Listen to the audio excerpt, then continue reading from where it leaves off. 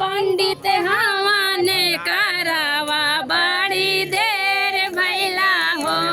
पंडित हवाने करावा बड़ी देर भैला हो। उगते सूरज बड़ी देर भैला हो जी। उगते सूरज बड़ी देर भैला हो। पंडित हवाने करावा बड़ी देर भैला हो। पंडित हवाने करावा बड़ी देर भैला ना। हवन की ध्वनि सुनी राम जी आइले। हवन गमा के सुनी राम जी आइले।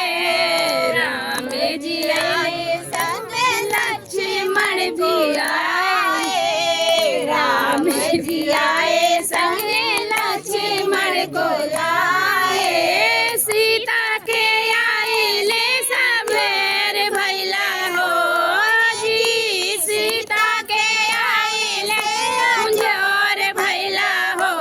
पंडित हवाने करावा बड़ी देर भैला हो। पंडित हवाने करावा बड़ी देर भैला हो।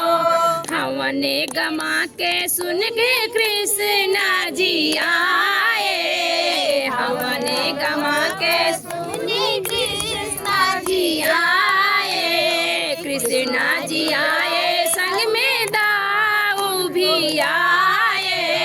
कृष्णा जी आए संग में दाऊ जी आए। राधा के आइले मुंजेर भैला हो राजी। राधा के आले से मुंजोर भैला हो।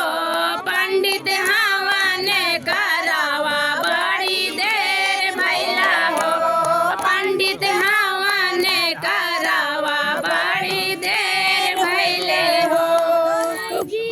उगते सूरज जोर भैले हो हे जी। उगता सूरज जोर भैले हो। पंडित हवन करावा बड़ी देर भैले हो। पंडित हवन करावा बड़ी देर भैला हो। हवन गमा के सुन के विष्णु जी आवे।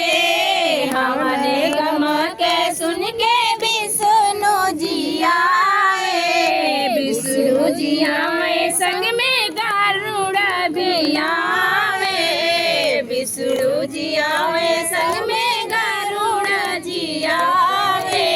लक्ष्मी के आइले मुंजोर भैला हो। लक्ष्मी के आने से मुंजोर भैला हो। पंडित हवाने करावा बड़ी देर भैला हो। पंडित हवाने करावा